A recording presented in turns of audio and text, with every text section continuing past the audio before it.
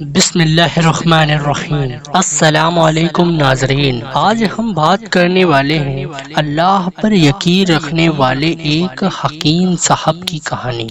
ایک حکیم صاحب ہوا کرتے تھے جو بہت ہی نیک دل اور دیندار تھے، جن کا دواخانہ ایک پرانی عمارت میں تھا۔ حکیم صاحب روز اپنے دواخانے جانے سے پہلے اپنی بیوی سے کہتے کہ جس چیز کی ضرورت تم کو آج ہے وہ تم ایک کاغذ پر لکھ کر دے دو، تو ان کی بیوی لکھ کر دے دیتی تھی۔ حکیم صاحب اپنی دکان پر جا کر سب سے پہلے اس پرچے کو کھولتے، بیوی نے جو کچھ لکھا ہوتا وہ ان کا حساب لگاتے اور اس کا ٹوٹل کرتے، پھر اللہ سے دعا کرتے کہ یا خدا میں تیرے حکم کے تعمیل میں تیری عبادت چھوڑ کر یہاں دنیا داری کے چکر میں آ بیٹھا، جیسے ہی تو میری آج کی ضرورت کو پوری کر دے گا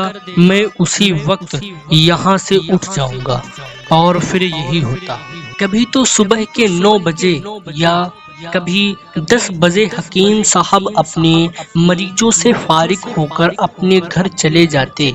ایک دن حکیم صاحب نے اپنی دکان کھولی اور رقم کا حساب لگانے کے لیے پرچی کھولی تو وہ پرچی کو دیکھتے ہی رہ گئے ایک لمحے کے لیے، تو ان کا دماغ گھوما، ان کو اپنی آنکھوں پر وشواس نہیں ہو رہا تھا، لیکن جلد ہی انہوں نے اپنے آپ پر قابو پا لیا۔ اس پرچے پر آٹے دال کے علاوہ ان کی بیوی نے لکھا ہوا تھا بیٹی کے دہیج کا سامان۔ حکیم صاحب کچھ دیر سوچتے رہے، پھر سب چیزوں کی قیمت لکھنے کے بعد دہیج کے سامان کے سامنے لکھ دیا کہ یہ خدا کا کام ہے اور خدا ہی جانے۔ پھر وہ اپنے کام میں لگ گئے۔ ایک دو مریض آئے تھے جن کو حکیم صاحب نے دوا دے دیا، اسی وقت ان کی دکان کے سامنے ایک بڑی سی کار آ کر رکی، لیکن کار کے آنے یا کار کے اندر کون ہے ان کی حکیم صاحب نے کوئی توجہ نہیں دی، کیونکہ کئی کار والے بھی حکیم صاحب کے پاس اپنا علاج کروانے آتے رہتے تھے۔ یہ سب تو روز کا کام تھا۔ جب سارے مریض اپنی دوا لے کر چلے گئے تو کار والے صاحب کار سے باہر نکلے، حکیم صاحب کو سلام کیا اور جا کر ان کی دکان میں بیٹھ گئے۔ تو حکیم صاحب نے کہا کہ اگر آپ کو کوئی دوا لینی ہے تو یہاں اسٹول پر آ کر بیٹھ جائیں تاکہ میں آپ کو چیک کر سکوں، اور اگر آپ کو کسی اور مریض کی دوا لے کر جانی ہے تو آپ اس مریض کی حالت بتا دیں۔ پھر وہ صاحب بولے کہ حکیم صاحب مجھے لگتا ہے کہ آپ نے مجھے پہچانا نہیں، لیکن آپ بھلا مجھے جان بھی کیسے سکتے ہیں، کیونکہ میں آپ سے 15 سال بعد مل رہا ہوں۔ اپنی پہچان کے لیے میں آپ کو اپنی پرانی ملاقات کے بارے میں بتاتا ہوں۔ جب میں پہلی مرتبہ یہاں پر آیا تھا تو میں یہاں خود نہیں آیا تھا، بلکہ مجھے یہاں خدا نے بھیجا تھا، کیونکہ خدا کو مجھ پر رحم آ گیا تھا اور وہ میرا گھر آباد کرنا چاہتا۔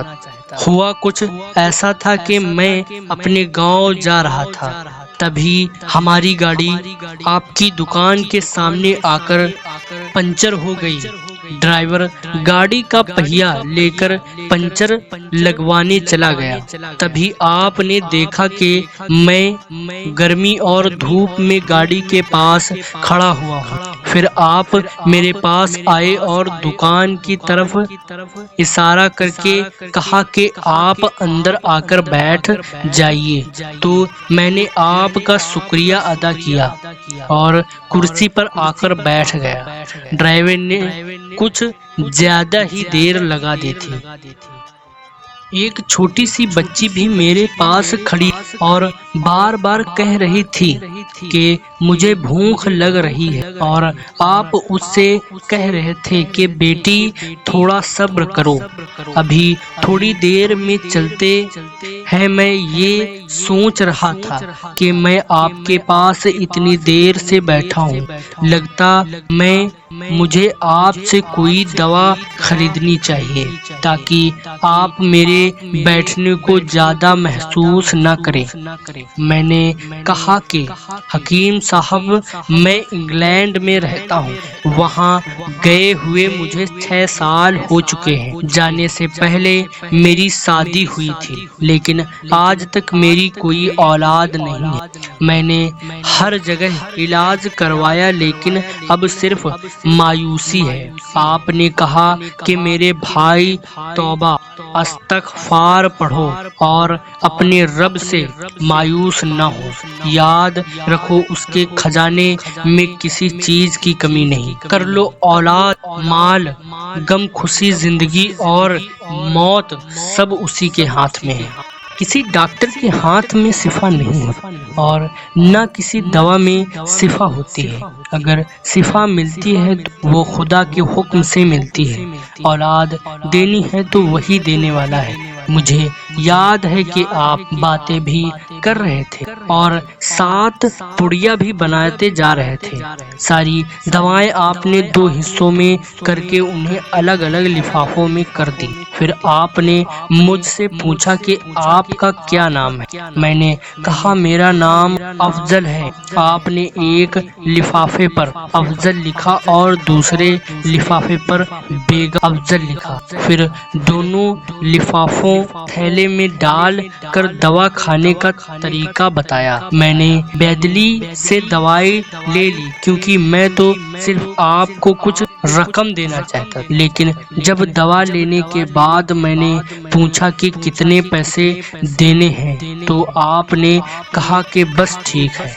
تو مجھے کچھ سمجھ میں نہیں آیا، تو میں نے دوبارہ پوچھا تو آپ نے کہا کہ آج کا کھاتا بند ہو گیا۔ تو میں نے کہا کہ مجھے آپ کی بات سمجھ میں نہیں آئی۔ تو وہیں پر ایک شخص اور موجود تھا، تو اس نے مجھے بتایا کہ کھاتا بند ہونے کا مطلب ہے کہ حکیم صاحب نے آج کے گھریلو خرچے کے لیے ان سے ملنا مشکل ہے، اس لیے میں آج آپ سے ملنے صبح آیا ہوں۔ جب 15 سال پہلے میں نے آپ کی دکان میں آپ کی چھوٹی بیٹی دیکھی تھی، تو میں نے بتایا تھا کہ اسے دیکھ کر مجھے میری بھانجی یاد آ رہی۔ میری بھانجی کی شادی اس مہینے میں ہی ہونی تھی۔ اس کی شادی کا سارا خرچ میں نے اپنے ذمے لیا تھا۔ میں نے اسے پیسے بھجوائے تھے کہ وہ اپنی مرضی کی چیزیں خرید لے۔ اسے بخار تھا، لیکن اس نے کسی کو نہیں بتایا۔ وہ بخار کی دوائیاں کھاتی رہی اور گھومتی رہی۔ پھر ایک دن وہ بازار میں بے ہوش ہو کر گر گئی۔ اسپتال لے جانے کے بعد پتہ چلا کہ اسے بہت تیز بخار ہے اور وہ بے ہوشی کی حالت میں ہی دنیا سے چلی گئی۔ اس کے انتقال ہونے کے بعد نہ جانے کیوں مجھے اور میری بیوی کو آپ کی بیٹی کا خیال آیا۔ ہم نے یہ فیصلہ کیا کہ ہم دہیج کا سارا سامان آپ کی بیٹی کے لیے پہنچا دیں گے، اور اگر شادی جلد ہو گئی تو سارا انتظام خود ہی کریں گے، اور اگر ابھی کچھ وقت ہوا نقد رقم پہنچا دیں گے۔ میری آپ سے یہ گزارش ہے کہ آپ ان سب کے لیے مجھے منع نہیں کریں گے۔ یہ سن کر حکیم صاحب حیران اور پریشان تھے، اور پھر بولے افضل صاحب، آپ جو کچھ کر رہے ہیں مجھے تو یقین نہیں ہو رہا۔ میں نے آج صبح بیوی کے ہاتھ سے لکھی ہوئی پرچی دیکھی تو گھر کے کھانے پینے کے سامان کے ساتھ بیٹی کے دہیج کا سامان لانے کو لکھا ہوا تھا، اور آپ خود دیکھ لیں کہ پرچی پر کیا لکھا ہوا۔ یہ کہہ کر حکیم صاحب نے پرچی افضل صاحب کو تھما دی۔ افضل صاحب نے جب پرچی دیکھی تو وہ دیکھ کر حیران ہو گئے۔ اس پر لکھا تھا کہ یہ خدا کا کام ہے، خدا ہی جانے۔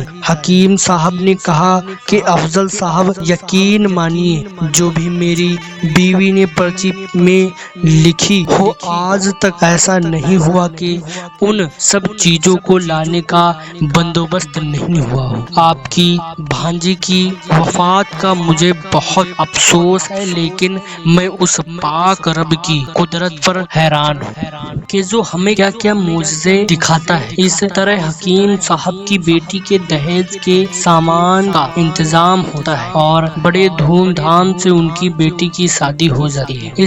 دوستو یہ کہانی تو یہیں پر ختم ہوتی ہے، مگر اس میں ہمارے لیے سبق یہ ہے اللہ ہی پر بھروسہ کرنا چاہیے اور اللہ سے کبھی نا امید نہیں ہونا چاہیے، کیونکہ اللہ فرماتا ہے کہ مایوسی گناہ، تم مجھ پر یقین کر کے تو دیکھو۔